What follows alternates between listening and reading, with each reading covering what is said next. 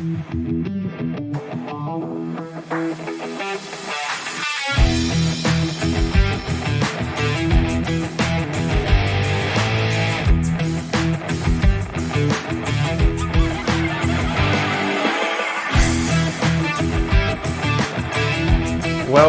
back to another episode of Toeing the Line with me, your host, and my co-host. Oh, nice. Oh, he's pausing. That's my cue to crack it. I like it. Yeah, boy. So, what's been going on this week? Refreshing. Another week and nothing really. Sitting in the house, not doing a whole lot. Feels a bit like that at the moment. It's getting a bit repetitive. I'll pay that. Just the same. Like everyone's like, oh, what's like? You run into people you haven't seen for 4 weeks, and they're like, oh, what's been happening? You're like, nothing. I've been to Zenden a few times. Yeah, Zenden seems to be the hub of where I see all my people. Yeah. But I'm starting to get real good at cutting the conversations short. Like, hey, how you going? Oh, great to see you anyway. See you, bye. Just in and out. Well, it's one of those things, like, no one wants that long 15-minute small talk of just awkward conversation. Like, oh, so how's your work? Yeah. Do you work? Do you whatever? It's just it's a waste of both of your 15 minutes. If it's an old friend or something, you genuinely want to have a chat, great. But I feel like you can feel the energy from people. And most people are like, I can't even remember your name. I don't know if I want to chat for 15 minutes. And like you can see like slowly the feet edging away. And you're like, all right, you want to wrap this up? Let's just wrap it up. Let's not continue anymore. Like there's no need. So I like taking charge of those conversations, being like, hey, how's it going? Yeah, you still working? Good, great. All right, I really got to go. See you, bye. Or just pull the old anyway, I gotta do the lockdown things. Yeah. What? I'll be there. Just leave. You gotta quickly rush home to do absolutely nothing. Drop a smoke bomb. What do they call it? The Irish goodbye. I've got to do that. What's the Irish goodbye? I think that's when you just leave without saying goodbye to anyone. Oh, that's great. I'm just going to do that mid-conversation. Just be like, so how's work? And then walk off. Just pretend you saw a butterfly and then just disappear. I'm probably ADHD enough to actually see a butterfly and walk off. I got to do that with my dog because he runs down the front and tries to get out the gate because he just wants to play so bad. So he chases your car and then you don't want him getting out. So I will come back up to the house and I'll like go in through the front and I'll be like, good boy. And then I'll just skip out the back and then jump in my car and leave. While he's waiting at the front door for me, wagging his tail. Definitely just going to take toys down to Zenden now. Just wave them in front of people's face, chuck them, and then run. See if they go chase it. Oh, fuck. That'd be savage. But I wonder if it'd work. It'd definitely distract you. Like, I'd get distracted. If you did that to me, I would be like, I'd be distracted long enough, you'd disappear. Yeah. For sure. It would at least be memorable. Like, oh, have you seen ants lately? Like, yeah, I have actually. He threw a toy at Zenden the other day and ran away. It was real weird. It was preposterous. Oh, fuck. I always imagine in like action movies when they just drop smoke bomb, like Batman, great example. Just constantly disappearing. Like, are they actually leaving the room, or are they just quickly like slide underneath the desk and just hope that you leave? Like, I'd love to see the behind the scenes of where the superheroes actually go when they disappear. Yeah, it's like this giant rock hits a smoke bomb. He's like hiding behind the rock. He's like, okay, all right. And then the Joker's like, fuck, that was magical. Leaves, and then Batman gets up. He's like, oh, okay. Then he pulls out his like fucking crossbow gun with the cord, just zip lines out of there. Love how that one never misses. No. Like, it always hooks onto something. Yeah. Like, I feel like I could throw a hook onto something that specifically has a catching point for the hook and still miss, regardless of how much practice. Legit. I finally finished watching The Watchmen, like the extended Snyder cut, which is like 3.5 hours long. Yeah. Started on Friday, got through like 45 minutes Friday night. Wiped out, fell asleep. I was like, I can't. I was pretending to be awake, and Caitlin was like, we're not watching this anymore. You're going to fall asleep. And I was like, no. And then I was like, I'm a real man. I was out. Then watched probably like another hour and a half Saturday night, and then like watched the rest on Sunday. And the same thing happened with the hook. This guy was like, up this like fucking 60-story building, and it just hooks on the window frame and then pulls himself up. I was like, as if you would hook that, as if you would get that in one shot, and as if the window frame would hold you. Yeah. I'd be so worried that it would snap. I wonder how much Batman weighs with all of his gear. He would. Well, okay. Like if you look at the actor, age technology makes him lighter, like zero gravity. maybe. It'd have to be some bullshit like that. Because Ben Affleck, when he's jacked, would have to be like 90s at least. Pretty sure he's a tall dude. Yeah, so Speaking maybe of even 100. Ben Affleck. I watched Gone Girl the other day. Have you seen that? Good movie. Oh, if you haven't seen it, go watch it. I've asked a few people since watching it if they've seen it, and a surprising amount of people have said no. It's funny, like the twists in that, insane, right? Oh yeah. Caitlin and I watched a movie called The Voyeurs on Amazon Prime yesterday. Same kind of shit. Like you're like, where is this movie going? And you're like, oh, right, okay, so it's going this direction. Then it's like, no, it's going this direction. And then you're like, oh, okay, that was a pretty good twist, wasn't it? Like, yep. Then it's like out of nowhere, and you're like, whoa, what the fuck? I feel like often movies are pretty predictable as well. Yeah. Like you watch enough movies, you get the point that introduction of characters, like the boy meets girl, well, something goes wrong, yeah, something gets fixed, movie ends. Exactly. Whereas like I love the ones that you can't pick the twists and the turns coming, or you try and pick them like, oh, I know exactly what's going on here. This is gonna happen, sweet, I've already sorted it out, may as well go to bed. And then you get the twists and turns to go the opposite direction, like ooh. Yeah. Oh, okay, I'll stay. And you're like, what the fuck? I feel like that was the same with Watchmen. The Watchmen, have you seen it? Nah. The ending of that was like, oh, cool, I didn't really expect that. I feel like Marvel kind of did that well with wrapping up their whole cinematic universe thing. Like, spoilers, if you haven't seen Endgame by now, then fuck, sorry, but you should have. Or pause, go watch it for the next 6 hours, and then come back. Yeah, true. But when like Tony Stark dies, you're like, what? No one saw that shit coming. Even when you see it though, it's like, oh, okay, he'll come back. And he's dead. There's some sort of way. Yeah, like, and then it actually ends. Like, ooh. Or even when Black Widow dies, Natasha, you think, you're like, she's gonna come back. When snaps, she'll be back. She'll come back. She'll come walking through the no, never comes back. Nope, and it's like, and then she gets her origins movie. Yeah, she out. Have you seen it? I have not seen that. Good movie. What's that on? Disney Plus. Yes, got that. So may as well. Yeah, may as well watch it. Although you may not have to pay now too. It might be like just on there. I don't mind paying for a good movie. Yeah, true. I'll pay that.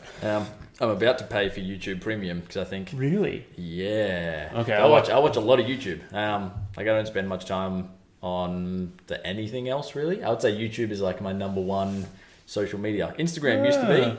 I'm binning it now because it's just useless and annoying and frustrating. Yeah. All the nonsense that you see. So I like going on to YouTube. Because you have to purposely look things up. Like there's not really much of a feed to scroll through. You're right. So and it's all the same shit. So if you want something different, you have to find it. Yeah.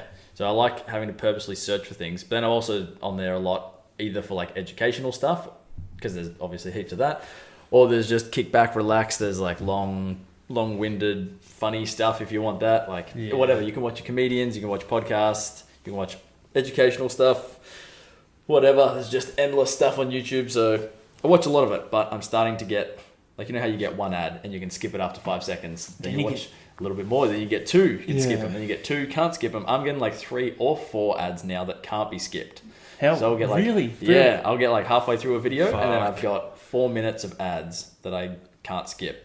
So I just close it and go do something else. It's so infuriating, like especially when, you know, like I'll be doing something on my bike, right? And I'll be sitting there like probably on the side of the road with my spanner. I'll be like, the other day, that's what it was.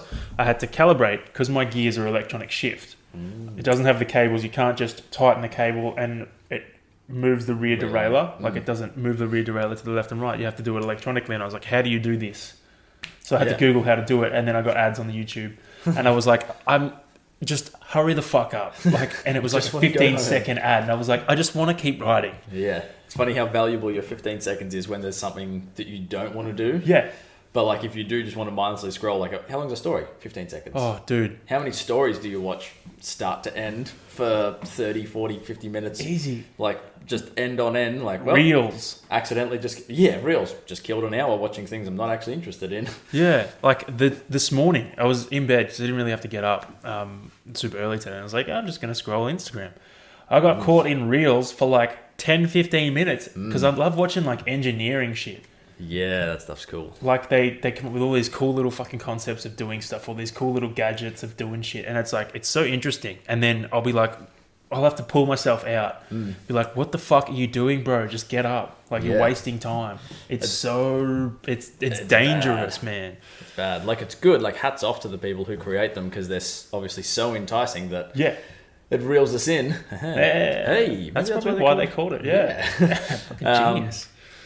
Yeah, reels you in, but man, it's bad. You lose lots of life. Well, depends if you actually got anything else to do in a day, but I feel like if you're in your phone, you won't find things to do. But if you like leave your phone in another room or put it on airplane mode or something, like you'll think about like, what do I actively want to do today? And you'll find stuff to do. Yeah, like you'll probably end up filling up your basket with hobbies, like more shit you actually, actively enjoy. Like, yes, social media is entertaining, but do you necessarily enjoy it? Like, I feel like you not all the time. Like, there's benefits, but I feel like you don't necessarily enjoy. It's just filling a void that. Yeah, like you don't put your phone down after an hour of use, and you're like, man, that was an awesome hour. I'm really happy with that. That's so true. Like for me, the only really time I would do that is like when I'm actually doing stuff. Like if I'm productive with doing shit, like clean your bike, fucking train, do something like that. Go do the shops, make an awesome meal. Then it's like you sit down and you're like, I'm going to chill out now. And now I'll like scroll. Whereas if you're scrolling the whole time and you're like, you don't really feel rewarded, do you? You kind of feel a bit, feel a bit zonked. Yeah, afterwards. I was about to say, I don't feel like you feel recharged either. I was talking to T about this concept the other day. About the whole theory of like, oh, I'm tired from a big day of work. I'll come home and I'll just have a little scroll on my phone, and that'll recharge me. But I don't feel like it's very recharging. Like if I come home and shoot my bow or something, like I'm physically out doing things and I have to think about all the stuff that I'm doing and I'm physically exerting myself. But that's more mentally stimulating and recharging than scrolling is. So even though if you come home from like a big, long day, I feel like majority of the time sitting down and doing nothing is not the best way to recharge. Yeah. Like it only burns you out more. I'll pay that. I like, as soon as I get home from work, I'll do something 9 times out of 10, except for Fridays. Fridays, I like to try and keep clean. Like I'll come home and I'll make a nice meal because I enjoy fucking cooking. Whereas every other day I come home and I'll generally have a training session to do. And it's always like, I'll always feel like, fuck yeah, like I'll come out and I'll feel pumped. Yeah. Like I'll feel zonked when I get home, but I know as soon as I start like 15 minutes in, I'll be like, fuck yeah, boy. Like I'll get a whole new strut going. Yeah. I'll feel sick. Well, I feel like it breaks the work cycle. It's like, yes, I'm doing something else. This is cool. Like you need something else really powerful to get you out of your work headspace. Whereas I feel like just scrolling isn't enough to get you out of that headspace. You it's almost just like you kind of just sink stay deeper. in it. Yeah, big time. But yesterday was T's birthday, and I think, whatever time you messaged me, I didn't have my phone on me from then until the end of the day. Yeah, it was like midday. It was wicked. We just shut the bows. Shut the bows, eh? Shut the bows? shot the bows out the back.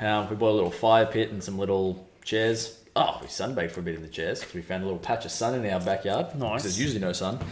So we sunbaked for a bit. We had a fire, shot the bows, just chilled out the back, ordered some Mexican food. It was wicked. And I didn't look at my phone for like 10 hours. It was great.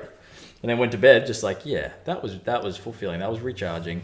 Yeah, like you need shit like that just to feel, I don't know, feel like you get a break from it all the shit. Because like you constantly, like I notice, if I get a bunch of messages or if I get a bunch of things and I'm like, oh fuck, I have so much to do. And then it just, I don't know, it just, kind of, what's the word? Just compounds and becomes more and more and more. Whereas like if you're not near your phone, you don't notice, it doesn't matter. The worst bit is that the phones are meant to be there for us, we're not here for the phones. Yeah. It's like, we're not obliged to answer anyone's messages or whatever. We're not obliged to contact people straight away or reply to stuff or post stuff all the time. Like you should just answer things when you want to answer them, call people when you want to call them. When you don't want to do anything, just chuck it down and just leave it. Just leave it. That's it. Like I carry that philosophy. Like that's my philosophy on like birthdays and Christmas and shit like that. Like I hate the fact, this is like something that, it's one of my pet peeves. Pet peeves. Pet peeves. A little pet peeve section. That's a good section. Welcome to the next section. Pet peeves. Pet peeves. Buying gifts for people, like Christmas gifts, birthday gifts. Like I feel like, I don't know, I hate it. I'll only buy someone a present, or I like to only buy someone a present when I see something and I'm like, yes, this is that person. Like I don't give a fuck. Like it doesn't matter how close I am to you or how like, fucking far we are. If I see, and I've just met you, if I see you and I see something that I'm like, yes, you would fucking love this, I'll buy that for you for your birthday or for whatever. And then like there could be someone super close to me and I don't see anything, that suits them, and I just won't buy them anything, because to me it's like I don't know, the purpose of the present is to put effort in, and like, I don't know. Yeah, and everyone always says like it's the thought that counts. Yeah. But like if your only thoughts associated with it were, oh God, it's Christmas, you're a family member, I have to buy you something. Yeah. Then if that's the thought that's counting, it's pretty negative. It's empty. Yeah, it's negative thought. It's not positive thought. Yeah, it's not good at all. And there was another point that I had that I was going to make. Something along the lines of pet peeves. Yeah, Christmas, birthdays. It was along the lines of pet peeves and replying, I suppose, to people. That's right. Like, I feel like a woman. Dun, dun, dun, dun. Sorry.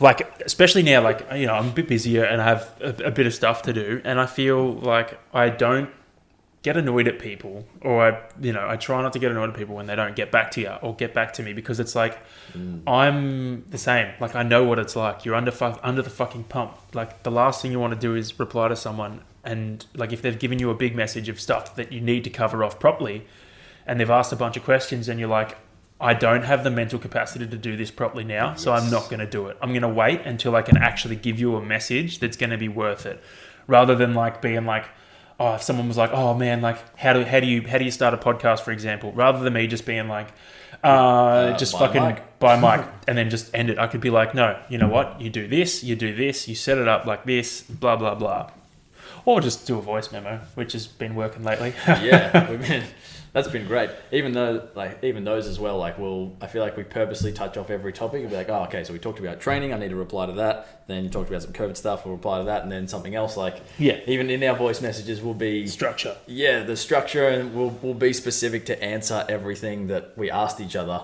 Because it's nothing worse than asking people like, oh, so how'd this thing go the other day? And it blows over your head. And it's like, oh, I don't want to ask again, in case they purposely chose to avoid it because maybe there's something negative associated with it, but I really want to know. I'll just ask again. Yeah, fucking hell.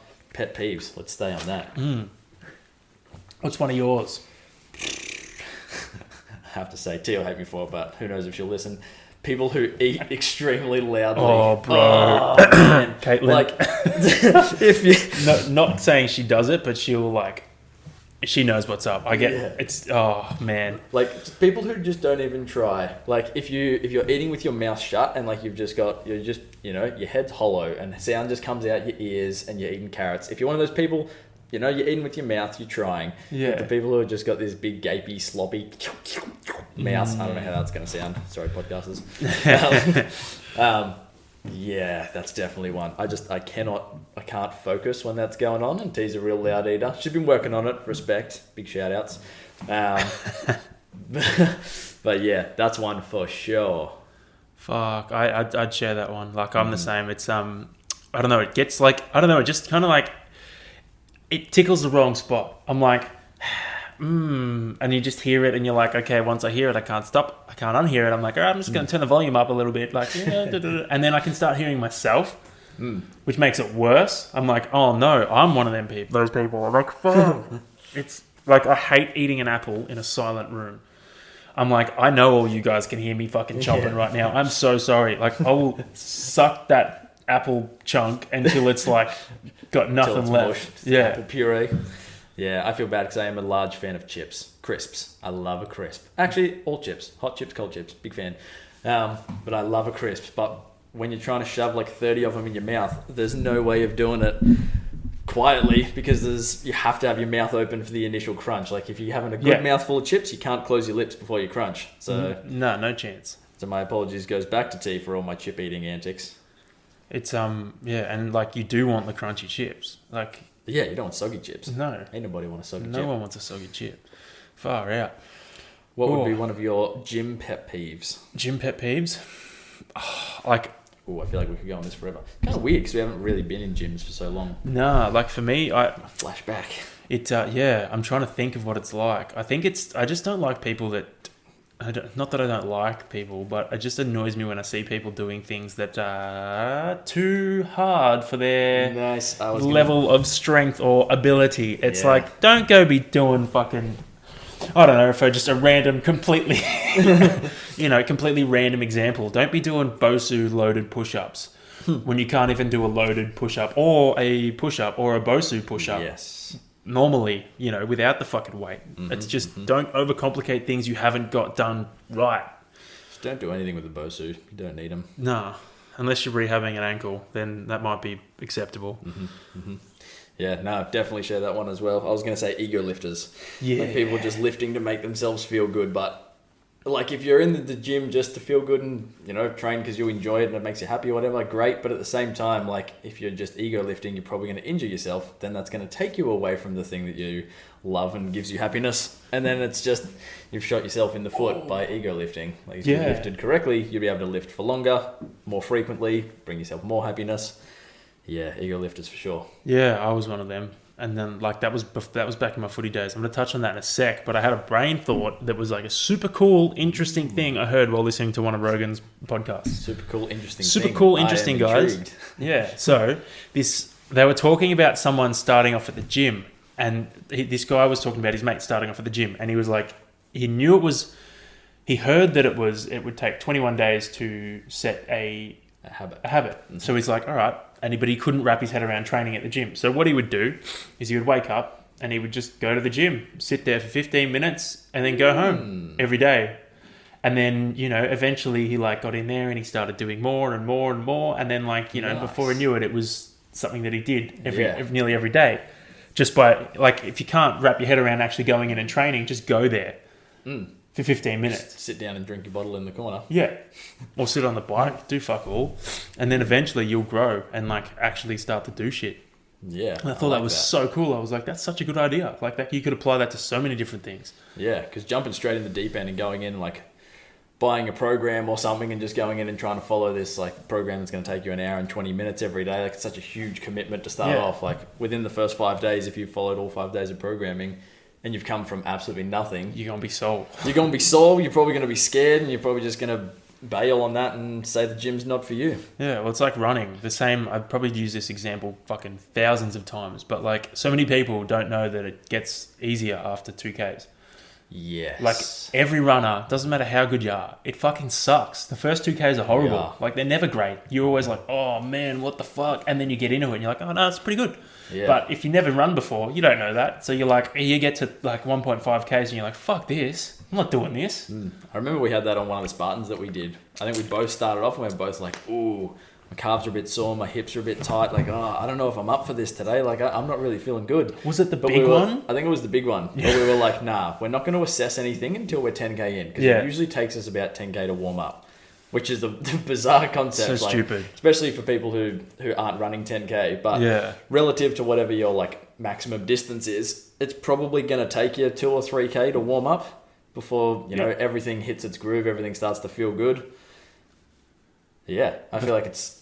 It is. It's it does. It takes a while to fucking get into it, get into the swing of things. And then, I'm just going to jump around a bit now. I found... So, on the weekend, I ran some trails around near my house. Oh, yeah. That was good. And it was I've never run them before. I was like, all right, I'm going to try something different today. I'm sick of running on footpaths. I'm going to run from home because I don't want to drive anywhere. I don't need to fucking drive anywhere. I'm just going to go out the front door and then try some new trails. The beauty of running. Yeah. And they were fucking sick, man. I actually had to stop and pull up my map and then make sure I was facing north and then bust out my compass as well on the phone just to make sure I was going down the right trail because otherwise I would have got fucking lost. But when I realized this, if you stop and start while running, it's so much harder. I was stopping midway up hills and I'd pull out my thing and navigate myself and then I'd be like, all right, let's go again. I'd be like, oh my God. And then that first minute before my legs kind of went through that burn and then came out the other side of it was horrible every single time. As soon as I started up again, I was like, fuck this. Yeah, I feel like that every time you go into trail running, you hit a hill and you get really used to the hill, and the longer you're on the hill, the better the hill starts to feel. And you start coming downhill and you're like, whoa, my goodness, how the hell do I run? What is wrong with my legs? I can't run downhill. And then you hit flat after doing uphills and downhills and you can't remember how to run flats either. It's just... It takes you a while to get into it, doesn't it? The variance in it is crazy, but also so good. Big fan. Yeah, so I think I'm going to do more of that. I've been told, so Melbourne Ironman has been postponed, pushed to March. and I had the option to defer, and I was like, I'm gonna defer to Geelong so I can do that 3 years in a row. So that's in Feb. So Nicola was like, for the next, month and a half, it's gonna be like, we're gonna back it back. We're gonna step it off again. We'll step it off a bit. We're gonna back everything back, and like you can kind of have a bit more freedom with your training. We're only we're gonna try and stick to single sessions. A day, which is like I haven't done that in a fucking long time. I've been doubling for ages. The only time I haven't doubled was Ironman season, like after Ironman. So like she said I can still keep my strength and stuff in, but I'll only be doing single try stuff, which is cool. So I'm hoping to do a bit more trail running, get some elevation in. Like I hit 620 meters of elevation. Yeah. Your pace takes a big hit when you start trail running though. Yeah. I want to come back and talk about deloads, but first, with trail running, I think that's one of people's problems when they go trail running. Is like, I run whatever you run, 5-minute Ks, 6-minute Ks out on the roads. You're like, okay, I should be 5 or 6 on the trails. Nope. But if you're running hard trails, you're probably going to be running 10, 11. You'll be walking half the trails. Like your average pace is going to take a huge hit. And I think people that try and push through, like, just keep running, they either end up tripping and just eating it. Yeah. Definitely been a offender of that. But yeah, either that or they just end up burning themselves out and they can only do like, I did 10 minutes of trail running and then I was cooked because I was basically sprinting for... Doing hill sprints. Yeah, doing hill sprints around the trails. I think that's one of the things you got to be super content to just cruise on the trails. Like you run to whatever the trail speed is. It's almost like speed limits on roads. Like there's some roads that are, they're set at 60 Ks, but they just feel good at 70. Yeah. So you drive at 70 and it's actually a more comfortable drive, or you drive at 50 and it's more comfortable. Yeah. I feel like that with trail running as well. Like the certain trails that are just made to be run slow and they're just more enjoyable when you do. Yeah. It's not like you're not getting any... I think we've talked about this before. It's like the main benefit or gains that you get out of like road running and stuff is that you can hold certain paces and certain stuff. Whereas trail running, you're going to get a whole lot more like... You're going to be working different muscles. You're going to be working a lot of different cognitive stuff to control your legs. Time. Yeah, going to work a lot of muscle imbalances and work your stability and balance and everything. Like the main goal of trail running would not be to hold certain paces. No, not speed at all. If that's the goal, go find some flat, some flat paths or something to run on, or a track, and just hit some repeats. Yeah, like my fucking glutes, quads, and calves. Oh boy, all sore because like I'm used to. I don't run trails. I run pretty flat the stuff. Like there might be a couple of hills here and there, but they're not really hills. Yeah, the mild inconveniences. Yeah, whereas trail, like I was running, I think fucking 6. Some Ks were like 6:30. Some other Ks were like 5. I think my average pace was 5:30 for the day, and like I ran some flats as well. But yeah, like fucking hell, you kind of just do have to settle in and accept it for what it is, because like there are hills that you can't run up. Like there was a hill I hit and I was running and I was like, I may as well fucking walk. Like I'm just bouncing on my toes at the same speed I would walk at. Yeah, I had one of them in Plenty Gorge one day when I was running, and I was like, I looked at it, I was like, you know what, I'm just gonna see how far I can run this. But once I got halfway up, there was like all the rocks and stuff were so loose. In trying to push off to get my next step for a run, I would just push rocks back behind me, and I was basically just doing like the Running Man on the spot, not moving, because I just couldn't get traction by trying to push off. So I stopped and then just planted a foot and started to walk, and I actually started moving forwards. I was like, man, it's actually quicker to walk this than to run it, because running it, I was going nowhere. I was just doing burnouts on the spot. Burnouts, just spinning the wheels. Yeah. It's funny you say that, because that's like, I saw Lucy Bartholomew was doing like tips for running hills, because I think Sunto had like a vertical week this week, and one of them was hiking is training. Yeah, big time. Like that kind of shit. Just walking up steep ass hills and just walking. Like just walking in general for long distances is fucking training. Like I don't know about you, but if I see someone do a 10K walk, I am like, fuck that. Yeah, I would much rather go and ride like fucking 80Ks. Yeah, for sure. That's just time spent. Whenever I look at walking stuff, I'm like, man, 20K walk. I don't even know how long that'd take me. Like 5 hours. That's so long. It's time on the feet. It's fucking training. Like you try and stand up for 5 hours, just stand there for 5 hours. That's hard. So like walking for 5 hours, I don't know, man. I'd much rather run. Especially if you're training for like the big distances that Lucy would be doing, like 100 milers and stuff. You can't run that. Or there's people who can, but for the majority of people, you're not running the entire 100 miles. You're inevitably going to be walking sections. Yeah. So if you can walk those sections faster and more efficiently because you've trained your walking, you're going to be, you're going to keep moving forward. You're not going to spend as long out on the trails. It's going to be way more beneficial. Whereas if you have to stop and walk and you're just a snail walker, you're just going to spend more hours out on the trails, get more tired, more fatigued. You're going to have to eat some more food. Like, it's definitely in a long distance trail runner's interest to do some walking. Be a good walker. Yeah. That's Nicola programs. I have walks in my intervals. I always have walks, sprinkled in there throughout. Like, it might be, a 3K effort and then a 100-meter walk as rest, and then another 3K effort, 100-meter walk. And it's because in Ironman and like half Ironman and stuff like that, if you're fucking cooked, a good strategy, especially in the Ironman, is to just walk all the aid stations. So like the aid stations are like 100, 150 meters long, run between, but walk the aid stations. And like that gets you can still hold your whatever pace you want to, but you're getting a bit of a break and you're able to take on nutrition and stuff without fucking panicking around. And if you're not a pro, like, it's a great strategy just to fucking walk through, and then come out the other side and all right, reset yourself and then start off again. All this walk talk being said, man, I struggle to walk around the shops for like 10 minutes without getting gassed. Something about walking in a shopping centre is exhausting. I feel like, because I'm often not there for myself. Like, if I am, I'm power walking in and out. Yeah, in and out, grab my thing, walk out. Don't even look at the different shops. Do you get cut when you so if you're in Coles, do you get cut when you get all the way, like, I'm assuming you would work your way through as in aisle to aisle from one end to the other? I skip a bunch of aisles. Yeah, like there's a strategy. Yeah, I always get cut if I'm like I've missed something back at the start, and then I'm at the end. I'm like, fuck! Now I've got to backtrack all the way past, where I'm supposed to be, and I get that, and then come back and I get cut. Yeah, no, that bothers me. Especially because I plan my routes through the shopping centre, through the grocery store. I write my lists pretty meticulously. In order. In order of how I go through the grocery store. Yeah, big time. Not a fan of grocery stores. Oh no. Put the headphones in and out. Yeah, fuck. It's good. What happened this week? I was grocery shopping this week. Can't remember what it was. People I just get annoyed with people because there are some people in there that are like do, and then they've got like kids, and the kids are running around on leashes, and you're like, I can't get through. It's like fucking Dr. Octopus, like, and you're like, fucking move. That happened this week. I was going down my last aisle getting my cans of tuna for my lunches, and the aisle was just absolutely packed full of people, and I was like, cool. I'm gonna go down some other aisle and come back later on. But I was like, I actually have nothing else to buy, so now I'm just browsing, and I'm not here to browse. Oh no. I'm here to get my tuna, so I just like weaseled my way through, like, excuse me, excuse me. And for those, I don't know if I've said it on here, but for those who don't know, I get tremendous anxiety going through the grocery store.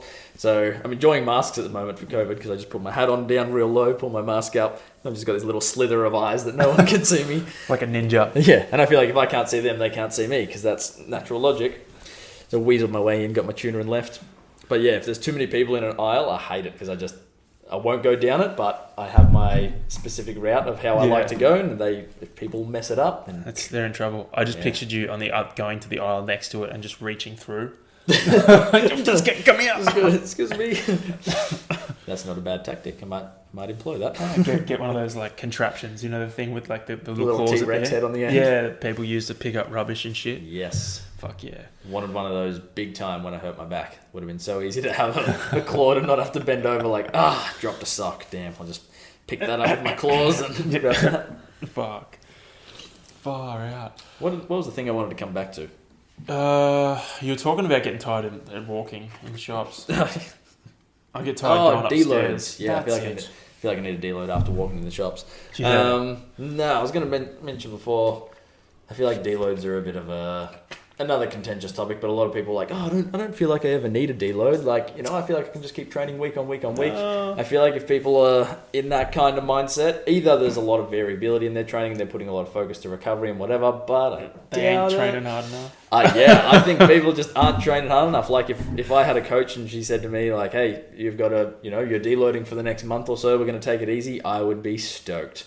That's what I was, when Nicholas said that, I was kind of like, as long as I can still hit my strength sessions, because I'm like, I've come so far in the past 2 months with my strength, I don't want to lose it.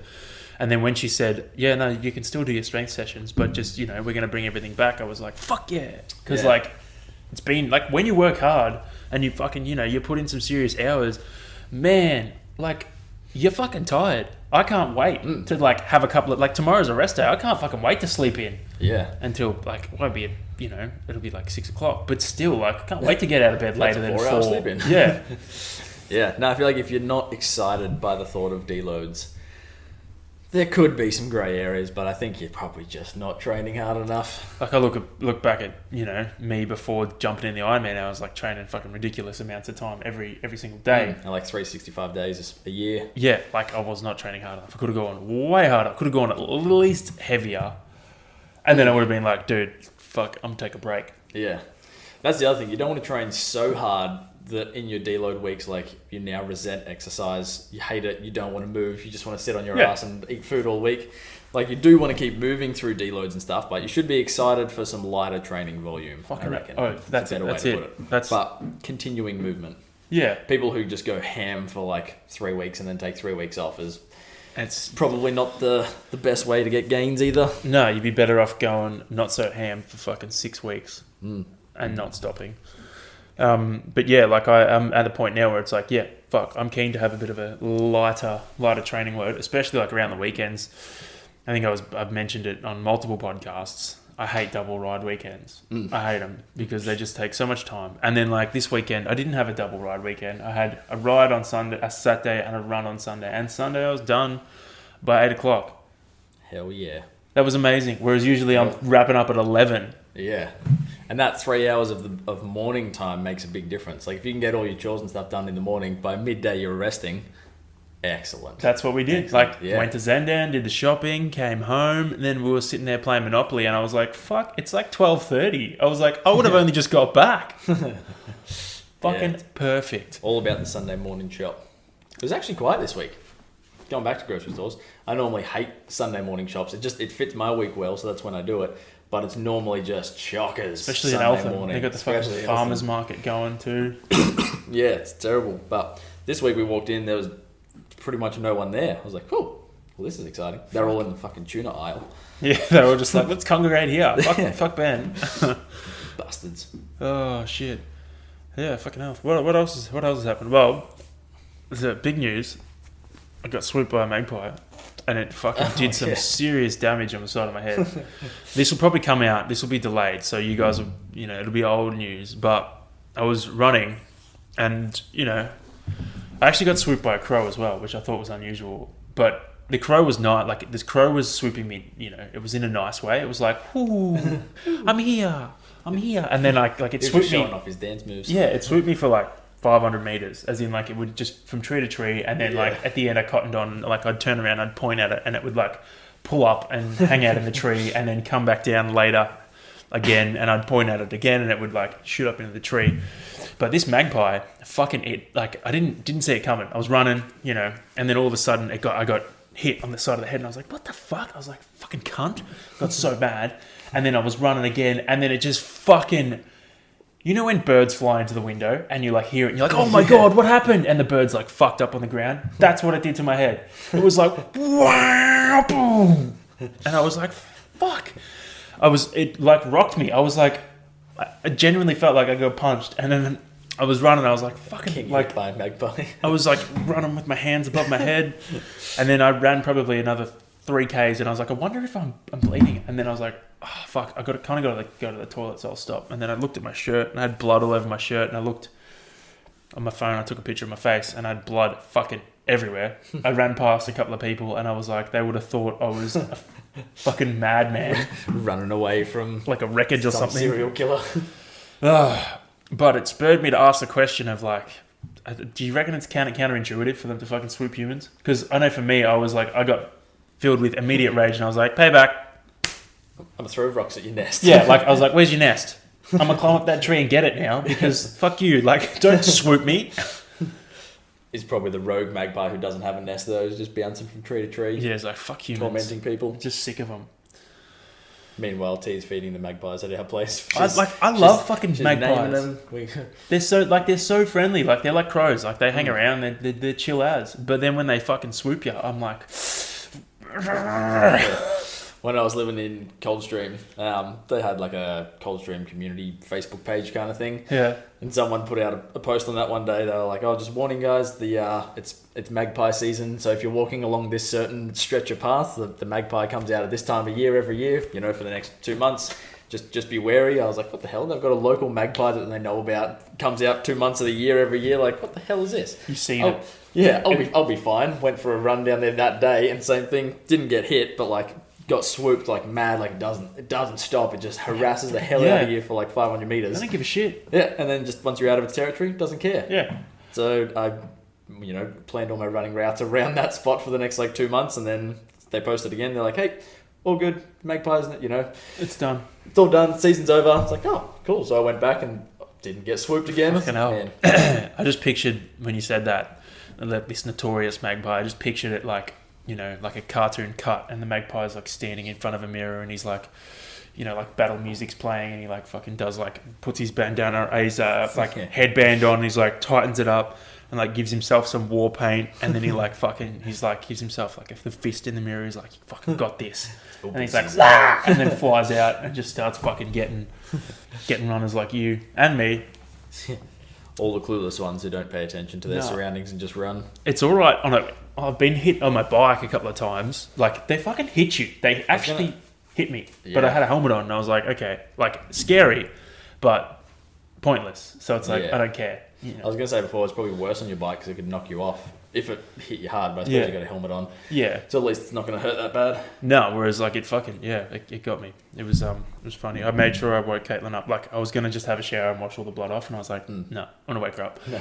And make it seem worse than it is. I was like, can you have a look? I got swooped. I'm bleeding a little bit. And then she's like, oh, okay. She turned her light on. And she's like, oh my God. And I was like, Didn't tell you that it was an eagle. Yeah. Fuck. But it got absolutely rocked. What other topics? What did I write down? That's right. So we could have fucking touched on this when we were talking about Ben Affleck we could have transitioned into this when we were talking about Ben Affleck being like 90 kilos and pulling himself up. But but we've brought it up again now. So now natural segue into celebrities taking PEDs or like steroids for movie roles. And like, I feel like I don't know why no one talks about it, because it's obvious.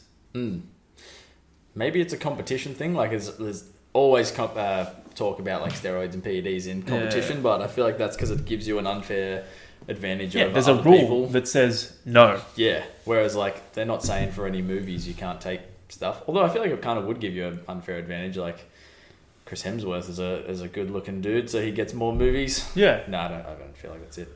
It's but if I had pipes like Chris Hemsworth, I could be an actor. Yeah, same. Fucking oath. If I got offered, if they were like, look, dude, you got to put on 10 kilos of muscle in 3 months for this role, you've just got to take this. I'd be like, okay.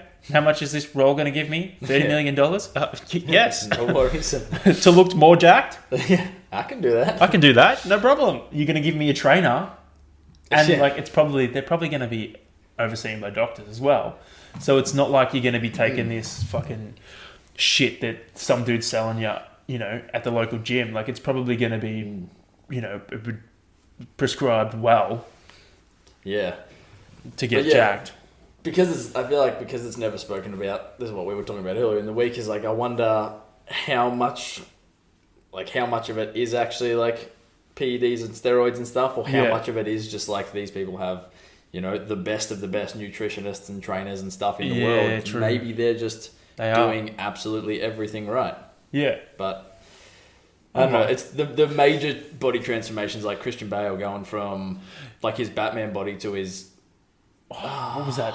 American Psycho or something? Yeah. Going to his American Psycho body, like Yeah. that is a huge transformation. Definitely not a healthy one. No, Like, no chance. I feel like actors are the unspoken, bodybuilding champions of the world. Yeah. Like when it comes to changing your body shape and structure, those guys are incredible. Yeah, fucking oath. And well, like I guess the main one would be The Rock too. Like, no one ever really. It's never really a topic that's spoken about, but he would be for sure on gear. Yeah. The dude's fucking massive. And like 55 or something. Like, yeah, he's got muscle upon muscle upon. Yeah, the dude trains, but how old is he?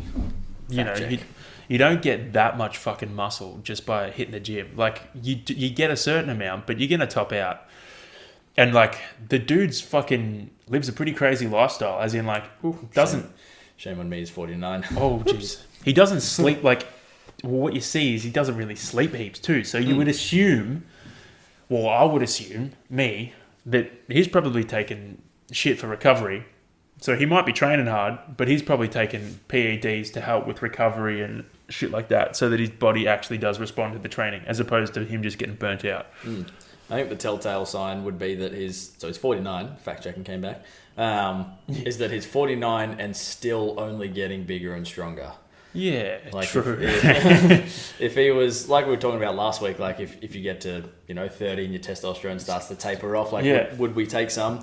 He's been 20 years deep in his testosterone tapering off, all his growth hormone and everything reducing, like it's getting bigger, and he's still getting bigger and stronger as he gets older. Like I would say that's probably the main telltale sign, is that I don't know, or maybe it's just this giant stack of pancakes.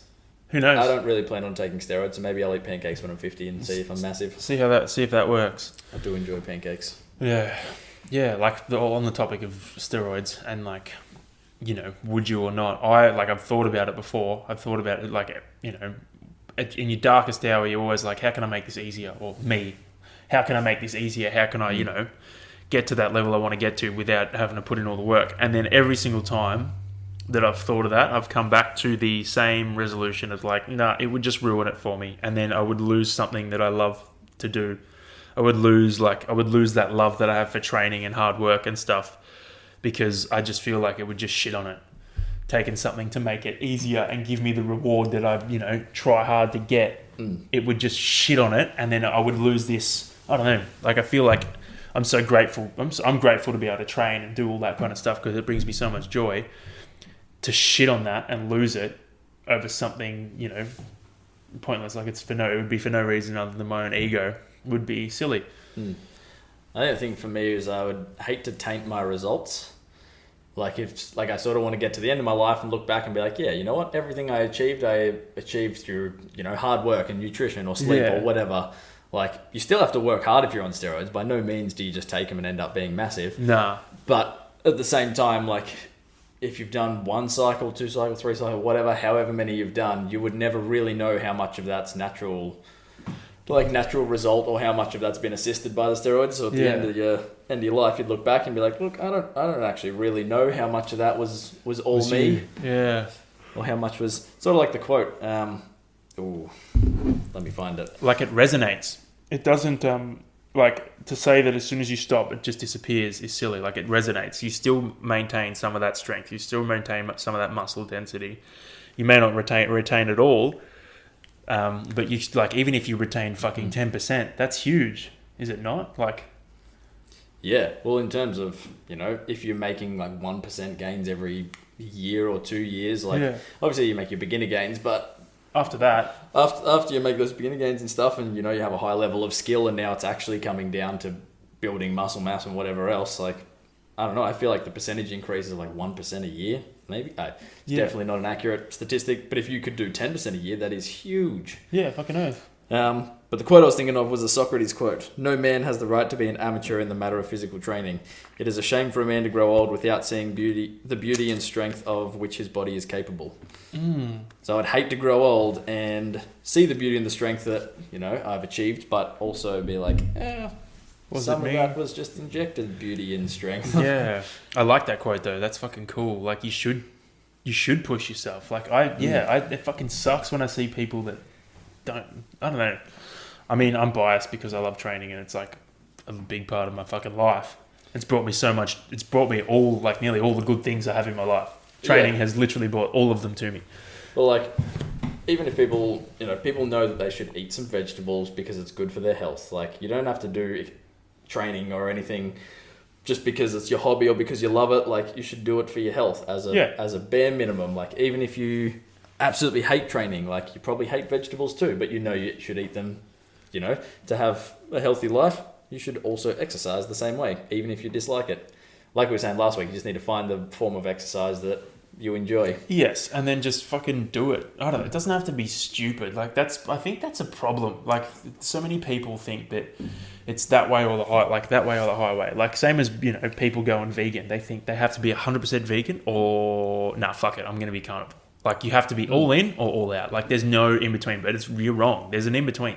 Just have meat, once or twice a week. Yeah. Or once a month, whenever you want it. Like you don't have to fucking be all in or all out. The same as training. You can train fucking 2 or 3 times a week. Once a week. You don't have to train twice a day every day. Some people do that, but you don't have to fucking do it. You can train at whatever. Like anything is better than nothing. So if you're not training at the moment and you go for the next 5 weeks and you go for 1 walk a week on a fucking Sunday, that's fantastic. That's gains. Yeah, literally, that's gains. That's the definition of gains. Yeah. That's the fun part about starting anything as well, is you get the beginner gains. It's so good starting stuff. Yeah, well, I think we spoke about this week, didn't we? As in, not on the podcast, but just in general. Possibly. I feel like you just, because I remember using the example, it was either with you or someone else. I used the example of yoga and like finding these stretching poses that I'm getting into, and I'm like, fuck. Yeah. Like I suck at these, but I did yoga this morning after my ride, and I did one of the poses, and I was like, I can actually hold this, and it doesn't feel like I'm in excruciating pain for the entire fucking 30 seconds. Like the newbie gains are the best. Literally in anything. I feel like anything you do starts with skill acquisition. Yeah. And then once you've acquired the skill to do something, then it relies. Yeah. Then you're more relying on your actual physical abilities. But like, it's so good with seeing people come into the gym and they squat for the first time. It's like, oh man, that looks like shit. Let me help you. And then you correct a few things here and there, and then all of a sudden, like they're just loading up weights over the next like 7 or 8 weeks, and they're like, man, I'm getting so strong so quick. This is great. But all it is they're just getting more technically proficient at the actual skill of squatting. Yeah, the strength was there. They just had to apply the strength in the right way to utilize it. I feel like a lot of people hit that initial plateau as well. Like they have their beginner gains, then they hit that first plateau of where they're like, their skill is almost at its ceiling. It's now coming down to physical ability, and they're like, maybe this is not for me. I'm not getting good anymore. Like maybe I'll go, change sports. I'll go do something else. Whereas to sit in something, like master the skill of it, or even just get very proficient at the skill of it, and then stay and try and get better after you've hit that, then yeah, that's the admirable work there. Yeah, that's where you find, like, that's where I think, the long lasting, the war heroes, the fucking guys that are, in day in, day out, that's where you find them. Yeah. Fighting for 2 years to put on fucking 5 kilos on their 1 rep max. Like, yeah. That's where you find them. Because it's about, that's where like consistency, dedication all comes into it. Because like, you can get your newbie gains by just showing up and going through the motions almost, and just as long as you apply some of the things you've learned, you'll be fine. But to actually get real gains once you hit that plateau, you got to be on. You can't just float. Yeah, float through. I admire Mr. Matt Monesta for that. If he's listening, oh yeah, man, he's been hustling. Fucking oath he has. How long? When did he first join the Leisure Centre? I feel like he's always just been there, but he was one of the like furniture. We used to train. Or you would be working or training at like stupid o'clock in the morning. It would be like 4. When did we used to train? It was like 4:30, 5, 4:35. Start at 4:30, finish at like 9:30. Yeah, fuck yeah. It was like early as fuck. But Matt was always in the early crew, and he was like, he was 17. Yeah, he would have been 17 or so at the time. Like he's probably like 20 now. Before he went to school. Yeah, he was always in there before school, moving some big fucking weights for his age. Always heavier than what I could do. And then like I remember spotting him once on his 3RM fucking bench or a 2-rep bench at 100 kilos. Yeah. And it was like a struggle. Now he's hitting like 140. Yeah. He's just been working his ass off. And that's the thing. Like, he probably, I won't say maxed out. There's always room for more skill, but he'd be in like the 99th percentile of his skill level for his squat and his deadlift and his bench press or whatever. But he's still, for reference, he's a powerlifter. Yes. We probably should have framed that at the start. Yeah, true. But I think powerlifting is one of those disciplines where people jump into thinking this will be awesome, and because barbell stuff is such a skill-based thing, they can make a lot of gains based off just getting better at the skill of barbell movements. Yeah. But as soon as they hit that ceiling, then it actually comes down to, what do you eat? How do you sleep? Do you supplement with stuff? Like, can you recover from your training loads? And when it comes to actually improving your physical abilities and capabilities and capacity, that's when people usually bow out. But Matt's been just grinding for the last few years. Yeah, it's been going fucking ham. Yeah. Just little improvements here and there, but now, 3 years down the track, he is one strong dude. Fucking oath. I reckon if I put some of the weight that he puts on his back on mine would snap. Yeah. Fucking hell. Like, I was doing box squats at 90. Like, I did 4 reps at 90. Like, they felt good, which I wanted. Today I was like, I'm not going to go heavy. I was going to do them at 100 or 110, but I was like, no, I want them to feel strong. I don't want to feel like I'm going to snap my spine. That felt good, but yeah, he'd be doing what? What's he fucking back squat? It's like 200 something. He'd be benching 90. Yeah. Yeah, I don't know. He's benching 150, so he'd be squatting. That's insane. Fact check.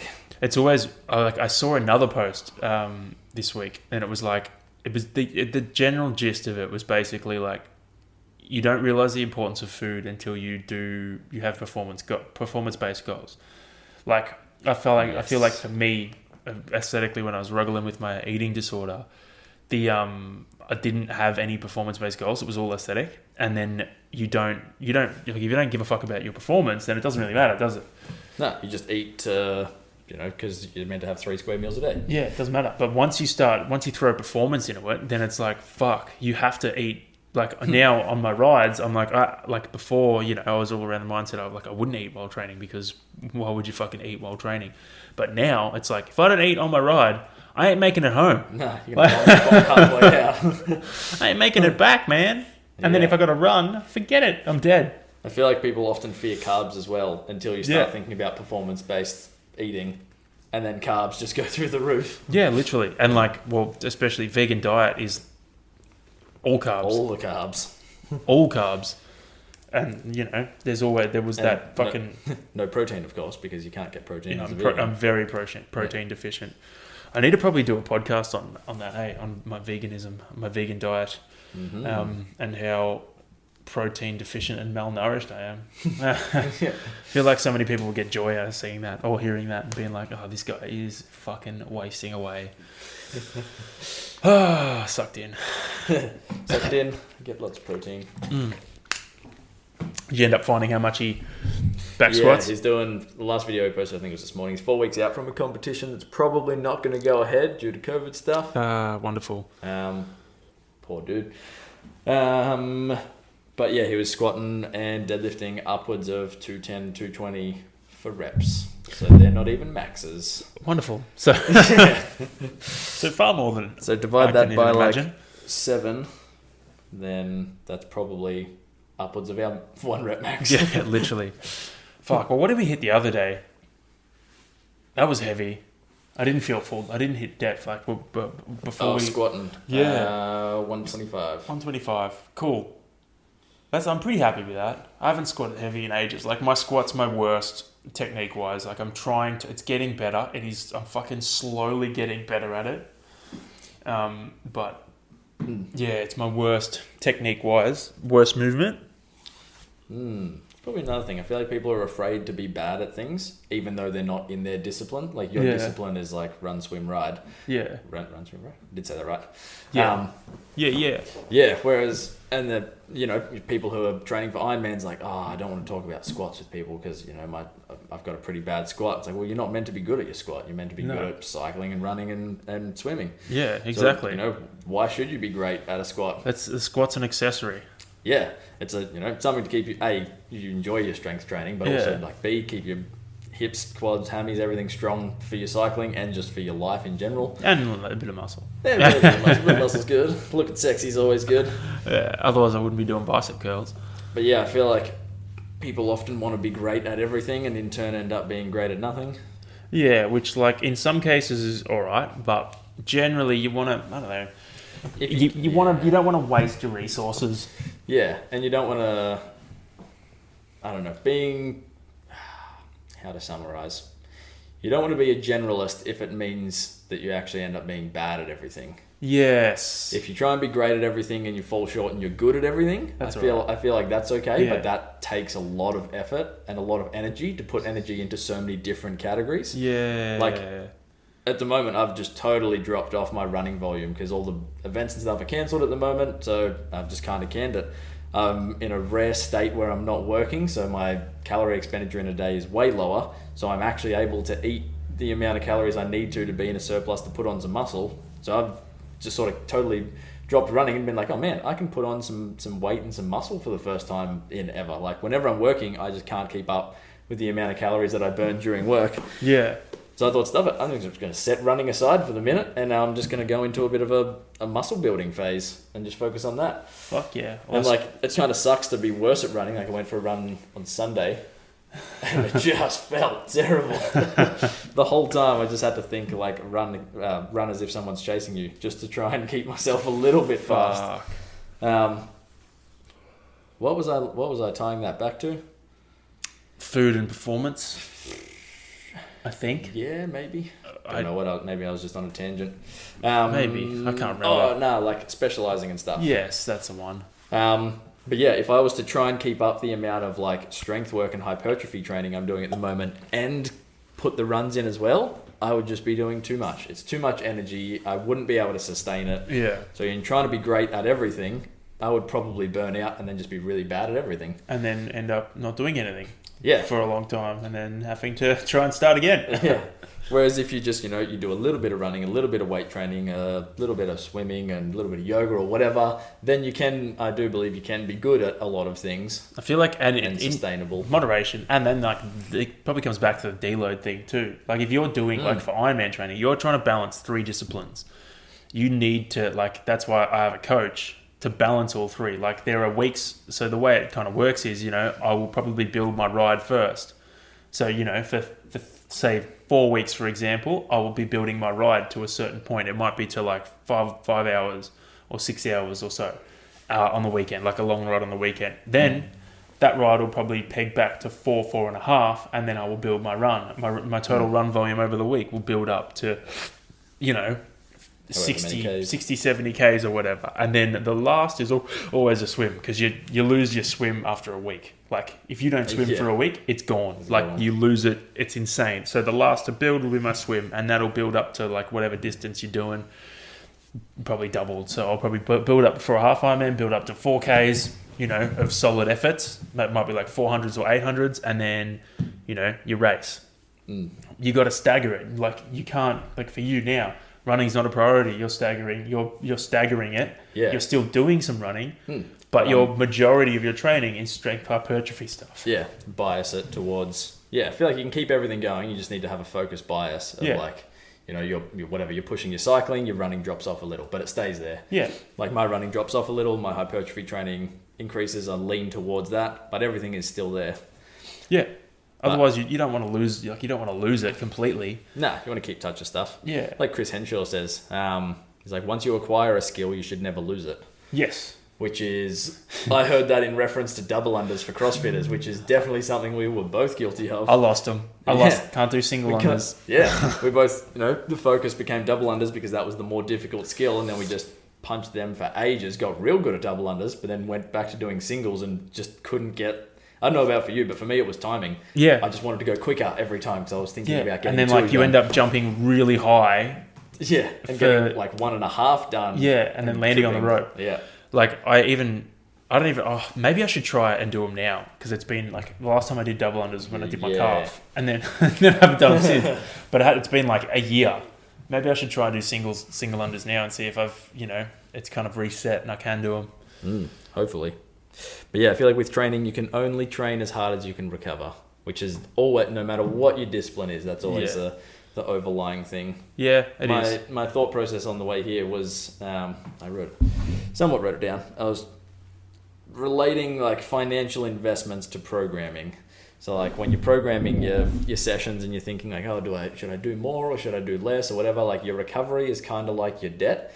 If you owe anything to your recovery, like if you go to invest something and you go see a financial advisor, the first question they ask is like, all right, how much debt do you have? What do you owe? Ooh. So like if you were going into programming something like, oh, what am I going to program this week? They're like, well, what recovery do I owe to, last week or yesterday or whatever? Like, are my quads still absolutely trashed from something I did on Friday? Like if they are, you got to pay off your debts first. You got to recover your quads before you go investing in your quads again. I fucking rate that so much. That's such a good analogy. Yeah. Shit. But then I was thinking as well, like once you have paid off your debts, like what is the next step? The next step is going to be where can you save money before you go investing? Yeah, okay. So if you can save stuff, it's like, okay, what is the minimal effective dose for training? What can I take out of my training that is not super necessary? Like, my running volume at the moment, it's not a focus. So I don't need to do my Tuesday or Thursday run. I just need to do my Sunday run, a bit of base cardio, take out the other two, and that'll allow me to train harder, hypertrophy during the week. Yeah, fucking oath. Or even inside the hypertrophy sessions, like, if quads were super cooked from last week, maybe just give the old squats and lunges and stuff a rest for the first few days, and then hit that harder later in the week. Yeah, I like that. That's super applicable to Ironman shit as well. Like, if you're training for a full Ironman, the purpose of the training is to just get in the time. Get it in. So, like, on a Monday, you still have to train. But, you come in after doing a weekend, which is, the biggest thing. You probably run fucking 2.5 hours on the Sunday. You've probably ridden for 5 and run for 40 or an hour on the Saturday. So you come into the Monday and generally it's like, nah, just get through the session. Like there's going to be a session programmed, but the goal or the purpose is just get through it and get the volume in. Doesn't matter. Like it's probably generally a swim and then probably a run or something, but like just get through it. Yeah. Get the time in the bank. That's it. That's the important thing. Not like, because if you go and try and blow yourself to pieces trying to hit it and get injured, then that's going to be far more detrimental to your training than doing it at 70% instead of 100. Yeah. Just getting the minimal effective dose in for that Monday. Yeah. Or just the whole time. And I feel like it's all about just building up what your minimal effective dose is. Yeah. Increasing your ability to withstand volume and whatnot. Same as the immune system. Just... Yeah, and you slowly expose yourself to a bunch of germs, and then you become immune to a bunch of shit. Like kids who don't play in the dirt. Yeah, always get sick. When they're young, always get sick. I feel like this could be super fucking controversial, but who knows? Hopefully no one listening actually gives a shit. But I feel like people with asthma were never the kids, or people with like asthma and allergies were never the kids playing in the dirt. They were always the kids inside. Yeah. Like with all those... Not being exposed to pollen and whatever else. Not being exposed to all the shit. Like they're always the ones like locked up indoors, whereas, the kids that aren't really allergic to a bunch of shit are the ones outside like eating worms, rolling around in fucking shit, like playing with dogs. Yeah. I wonder what the correlation is. If you're listening and you have asthma and you didn't play outside much... Oh, either way, whether you did or didn't. Message in, call in. We should have like a call in. That'd be cool. Thing. You're live on the line. 1-800 towing the line. Yeah. Oh, and then the line makes more sense. Yeah. And you've just stepped over the line. Just hang them up. But yes, would be very interested to hear the correlations between that. If that's any... Like, I'd love to just have an unlimited budget and run all these stupid science experiments. I had one that'd be wicked. I said this to Caitlin the other day because she got her first dose of the vaccine, and I think she was in the high risk category for blood clots. I think females in like our age range are in high risk, and I was like, that seems weird. And then my next question was kind of like, do you reckon there's any correlation between the reason they're high risk category is because like that and the pill maybe? Yeah, potentially. My first thought was like because their primary sex hormones are more active from that would make more sense. 18 to 30. Let's call that the average. Definitely no expert on. But yeah, I feel like that would be their primary ovulating years. So so maybe because there is more fucking movement in the blood realm. I don't know. Potentially, yeah. Or you might be onto something with the pill because that's That can change a lot of stuff. Yeah, I'd love to run a bunch of experiments like that. I'd love to be like in charge of okay, we're going to run this experiment. We're not going to do that. It's like, no, that's not important. We need the important shit to be tested. Yeah.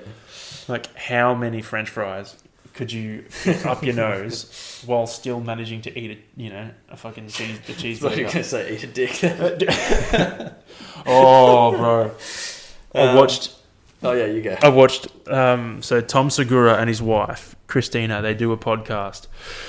It's called Your Mum's House, and they do every now and then they'll do Your Mum's House live, which is a live stream, and they show the most fucked up videos. Like they do this thing called the heavy segment, and they show like the most fucked up videos. The heavy stuff. Yeah, the real fucked up stuff. Like people were dry reaching and just walking out. They filmed it in not a stadium, but like a theater.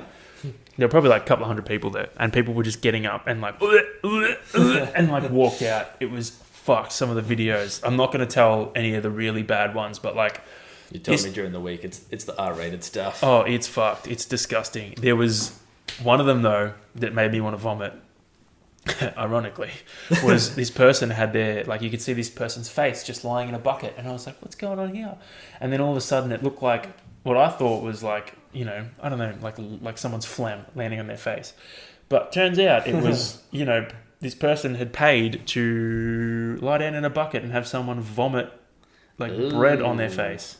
Ugh. And I was like, whatever you're into, man, but I'm gonna leave now. The fuck? I was like, I couldn't watch. I was like, I feel like our generation's probably a little desensitized to that. Like, instead of eating worms and playing in dirt as kids, we were watching Two Girls, One Cup, so we're a little desensitized to that nonsense. That fucked up stuff is like, yeah, it's kind of funny. Yeah. But there was some pretty fucked up stuff. I haven't told you about the last one. The last one was fucked. Well, the second last one. The last one was Tom having his he had nerve surgery, and you could see them like stimulating. It was so funny. You could see them stimulating the different nerves. The doctor was in there with it, and one of them was like the exterior rotation, and like he hit the nerve, and his hand was like just wanted to turn over. It was wild. That's sick. Like you could see the little tendon. It was like the headphones cord. Yeah. And he hit it with this little electric current fucking thing, and his arm just wanted to turn. I was like, that's fucking bonkers. Yeah, it's wicked. You'd be learning all that shit. Yeah, well, that was... Unfortunately, we're not on campus for any of it, but we were meant to do heaps of work with cadavers, which, for those who don't know... I was surprised how many people don't know what cadavers are. They're basically just dead bodies that have been donated to science or universities or whatever. Imagine if someone that you saw at the Cafe Freak regularly was donated their body, and then you were like, what? It's Steve Peter. So that's what you look like. Yeah, well, I don't know if they're meant to have faces or not. Obviously you have to learn some head, just peel the face off. Head anatomy, yeah. But in the first week that we saw him, we only got to see him for 1 week, and then we went into lockdown again. But in that first week, there was one of the cadaver specimens had half of their face still there, and same thing, there was people just passing out, falling on the floor and just leaving, because we were only learning upper limb anatomy at the time, so we were expecting to just see some arms, some shoulders, some shoulder blades and stuff, and then this one specimen just happened to still have their head on, and people were just gagging, leaving left, right and centre, so people passing out, quick, roll them over. Shit. Fucking hell. So yeah, that was interesting, but yeah, it's super crazy how... For me, it was interesting how tough nerves and stuff are. Like you were saying, a lot of them are just the thickness of your earphone cables. Yeah, fuck all. But the student helpers would come over and they'd be like, all right, we're trying to identify this structure. So if we, lift this muscle, and they'd just be ripping muscles out to the side, and you're like, we just drag these nerves out of the way, and they're just super aggressively pulling on stuff. You're like, whoa, you're gonna snap something. You're gonna ruin this, important specimen. They're like, oh no, it's fine, it's tough, Here, give me your finger, and they hook your finger underneath it, and they start pulling on your hand. They're like, see how strong it is? You're like, wait, no, don't involve me in breaking this stuff. I don't want to break it. Oh, fucking hell. But yeah, it's crazy how strong a lot of the stuff in our body is. Because I always think that our skin is our tough exterior. Yeah. And then inside we're just mush. Weak. It's probably the other way around. The skin's just it's like the crumple zone on a car. Yeah, legit. The cars are made weak as piss. Yeah. Just to crumple and kind of absorb the impact and protect the strong shit on the inside. Yeah. The fascia around muscles was insane. The guy sort of stripped back a couple layers, and he's like, here's one layer of fascia, and it just looks it's almost like rice paper. but crazy thin. But then he would like tell you to try and tear it. You try and tear it, and it's super elasticy, super rubbery. Like you could stretch it in any direction, it just wouldn't actually tear. So to actually tear your fucking muscle, you must be doing putting some serious load through that. Fuck. Yeah. But yeah, it was insane feeling like these teeny tiny structures be so strong. It's like if you're in a lab and you were trying to create some sort of product that is the same. Yeah. Like, rice paper tears super easily. You wet it and it's like, yep, fuck, I'm just gonna. Yeah, it's useless. Like if we were to try and create some of the structures inside of our body and make them be as flexible yet as strong as what they are, like I don't think we could do it. So like Spider-Man and his web. Yeah. How his web's like ultimate tensile strength, but it's super flexible as well. Like Spider's web.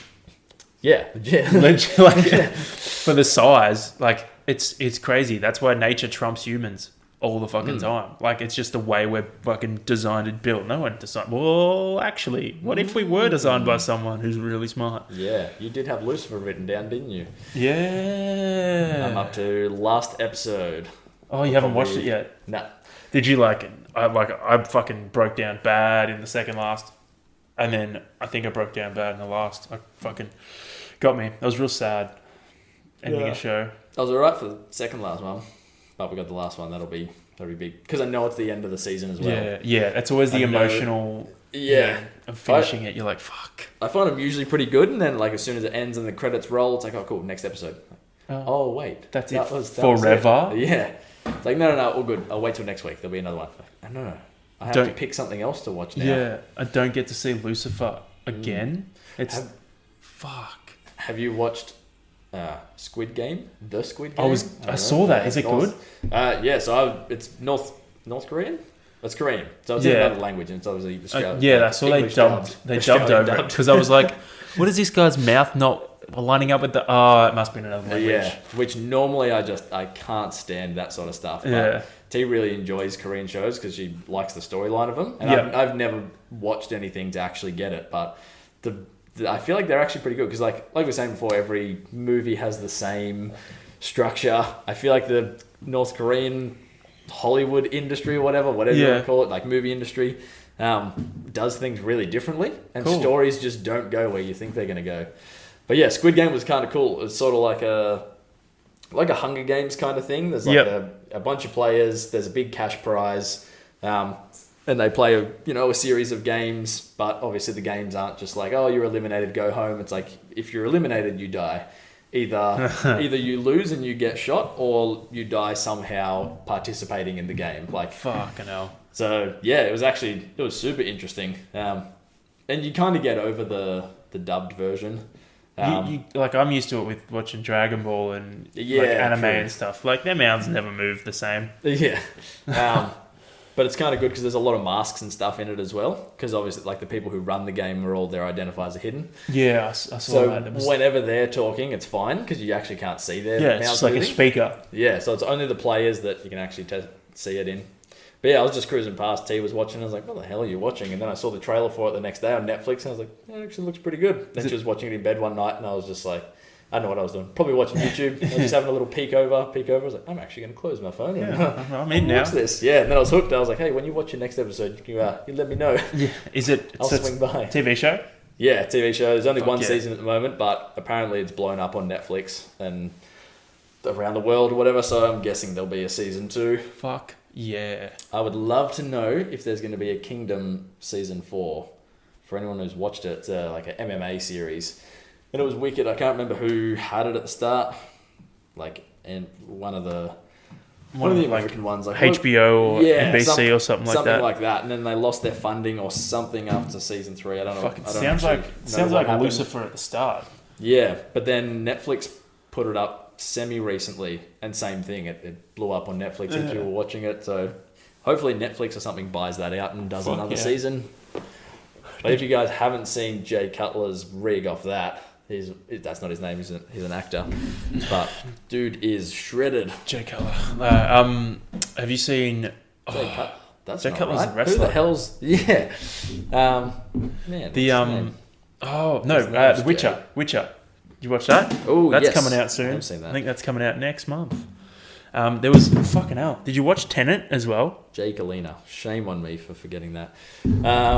Yes, I did. You did? Yeah. Fuck yes. If Big you haven't fan. seen Tenet, watch it. It's fucking wild. And watch it. Make sure when you are, there is zero distractions. Don't be on your phone because if you miss a sentence, you're fucked. you're lost. Yep. You have no idea what's going on. Like I was paying Every so much sentence attention, matters. and Yeah. it was like, what was that? We've got to go back.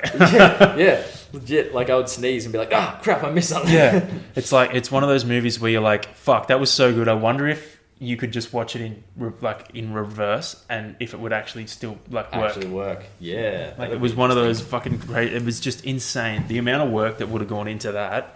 Bonkers. Huge. That dude was a wicked actor as well. Yeah. Mad respect for when you see actors like that and be like, I have no idea who this is. Never seen this guy before. Yeah. And they're just incredible talent. It's like, crush cool. it. Wherever the industry found you, they have done well. Yeah. Hey, what do you reckon? They've just got scouts going around to people's schools, like checking out the drama class. This guy's really good as Peter Pan. Like we're gonna mark him down. Except when they go to the 21 Jump Street school, they're Yeah. like, this is a useless Peter Pan. This guy's useless. He's He's breaking all the through. streaks. Fuck. Great scene though. Wonder if they'll actually come out with a 23. Yeah. Yeah, that'd be cool. How did the second one end? The second one was like a post-credit scene, and they had like all the fucking Jump Streets. They had like 23 Jump Street, and they like moved down the block, and it was right. like another church, and then like Yeah. they got to some stupid fucking number. I do remember that. So I was like, oh, this is nothing to go by because they're obviously just taking the piss. Yeah. They could just come out with 50 Jump Street and 50. go from there. Yeah, true. Another good movie I watched recently was Rise of the Planet of the Apes. That was good. Ooh, it's great. I'm gonna watch the all three. But it was interesting. My cousin showed me. He's like, you got to watch the intro to. It's either the second or the third one. I can't remember which one.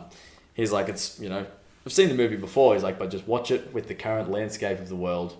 It's scary as, and it literally goes through. It's like a little scratchy intro scenes, kind of like a Call of Duty Black Ops old school kind of theme, red fuzzy screens and whatever, with like a voiceover and just playing scenes of the world just burning and turning to shit basically. But it's talking about like the virus that's spreading around the world and people are forced to quarantine and people aren't allowed out of their homes. Hospitals are getting overrun and blah blah blah. Like just watching it, I was like, oh. Well, this is kind of exactly what's going on right now. Fuck, if the apes went to take over, we'd be so fucked. Because they are so strong. Oh, I am all about it. Did you, like... I would hopefully just let my long hair down and just pretend like I'm Tarzan and they'd hopefully take me in. They'd take you in. I'd try and be mates with them straight away. Did I tell you that, like... I heard this story somewhere. It would have been on a podcast. And it was about this guy was reading in this restaurant. Like, it was an Italian restaurant. And they had, like, a tribute to all these famous Italian wrestlers on the wall, and he was reading about this Italian lady that fought like a chimp or a monkey or something, and it was like this, like he was reading down, and it was this, they set it up at this stadium, and there was this big spectacle. She was going to fight this monkey, or it was either a chimpanzee. I think it was a chimpanzee, and she was going to fight this chimp for a banana in a cage match, and it was like the banana was at the top of this ladder, and like. She was set up in one corner, the monkey was set up in the other corner, and then it was like ding, ding, ding, go time, and he just snapped her neck and got the banana. It's over. And it was it. Like there was it was just like ding, snap, banana. Great. Like, thanks. See you later. The raw power, like we have such a, like we think powerlifters are strong. All right. Like a chimpanzee could just fucking start juggling people. Yeah, legit. Like the world's strongest powerlifter, whoever it currently is, probably has the strength of like a 3-year-old chimp. Yeah, literally. Like fuck. Like I've seen videos online of like little baby monkeys. Like they smack their owner on the head, and the guy's like, "Fuck," because they just got like that fucking that raw animal strength. Like we don't have an understanding of what that's like. Like they've got it. Like you think of deer and elk and shit like that. Like they've got to live outside. In the cold, all that, like, they're tough as fuck, man. Literally every animal has to brave nature. Brave the elements. Whereas we think we're smart, so we build houses and hide inside. But generations of that, now we're soft. We got a crumple zone around us. Exactly. Like, if the house was to come down, then we would be fucked. Like, I get so cold outside, and I don't have a jumper on. Yeah. So, like, imagine if I had to live out there. You'd probably adapt, but still, we'd be shit for a bit. Oh, that was something I wanted to talk about today. Something along the lines of humans being the ultimate adaptation machines, but I can't remember what it was. Oh, did you talk to me? I feel like I heard that somewhere. Like how we are so good at... I heard this on a podcast. And it was a podcast with Joe Rogan. He had someone on. I think it was the guy who did the documentary on QAnon, so Q Into the Storm. Anyway, he was saying that like we're built to adapt, but we're not built to adapt at this rate. So we're out innovating our ability to adapt, and it's dangerous. So like we're coming up with all this new technology, all this stuff, and like reels and stuff like that. We can't adapt to the fact that it's bad to get caught on your phone for fucking 4 hours.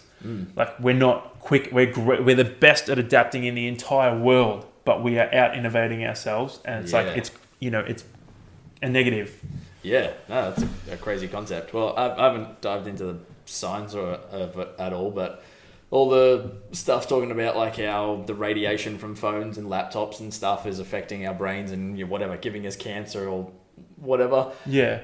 All just hearsay and rumors as far as I know. Like I haven't seen any science that proves it, but I'm sure that there would be some. Yeah. But yeah, that's a perfect example of like over generations of radiation exposure, we can adapt to stuff. But if we progress too much in the current generation and get too exposed, we'll probably all end up having, whatever, brain cancer and dying at 50. Yeah. And then if that's actually the way that things are affecting us. The funny thing about that is though, like everything would just reset. Yeah. Like that, like that part of me thinks, because I was big into like looking into like Egypt and the Egyptians and like what happened there because they were, so technically advanced for the time. Like they had caves that they lit up, at a certain time of the day with the sun. These caves were fucking deep as shit, and they would somehow manage to get the light to refract all the way through the cave and light it up. And I was like, part of me thinks, I think there's theories out there that, they did something, they wiped themselves out, and with their knowledge, like with wiping themselves out, they wiped out their knowledge and their technologies, and then it was reset. Like, what if we get to that point, wipe ourselves out, everything's going to reset, and then, everyone starts from zero again, and they're like, I wonder if what are we going to call, like, we call it light refraction. Yeah. I wonder if we get a mirror and shine a light at it, it'll bounce off. Yeah.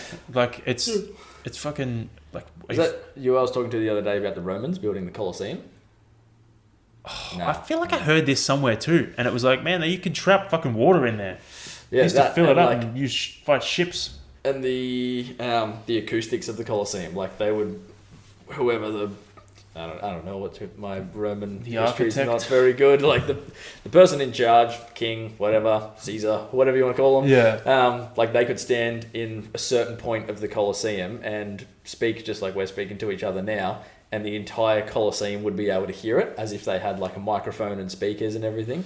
That's because insane. They built the Colosseum to be a certain shape and structure that the sound would travel to every single person sitting in it. Whereas like we think we're smart with, building all this crazy technology of microphones and speakers and stuff for music concerts. Like, whereas this guy would just sit there and just talk at a normal level and the entire Colosseum could hear it. It's like, we don't need a microphone. I'm just going to build the building, so we don't need it. Yeah. We don't need all these little fucking gadgets. We just need the building. So fuck you and your fucking secret technology. It's like addition by subtraction. Like you don't need to add things. Or like we're adding things by taking things away. Yeah. It's fucking crazy. Oh, man, we could literally do a whole podcast on that, like going back in time and looking at the different eras. I want to read a book on like the Romans and the Egyptians and stuff like that. Because I was about to say, I feel like we need to get more educated. Yeah. Before our next one. Homework. We always run in, we're like, how crazy is this? Don't know anything about it. Yeah, but it's crazy, right? Yeah. I gotta know anything about science of radiation from phones, but it's crazy. It's crazy, man. Yeah, we could just call the segment, but it's crazy, man. Crazy. Oh, fuck. But that's it. Yeah. Bring up a topic, talk about how crazy it is. Don't know enough about the topic to go in depth, so we'll move on. Next thing. Yeah, I reckon that's what I reckon I'll call this episode. But it's crazy, man. It's crazy. Nice. I feel like that's a good spot to wrap it up. Wrap it. Nice. To put a nice bow on it. I'm the outro music, I'm still in negotiations with the secret developer. His name is Fiverr. Fiverr. If Papa Fiverr. So I don't know. I don't know whether it'll be at the end of this one or it'll be at the start of this one. Maybe not. We'll see. But anyway, it's not in this one. Meow. Enjoy your week, and yeah, hope you enjoyed this episode of Telling the Line with my boy.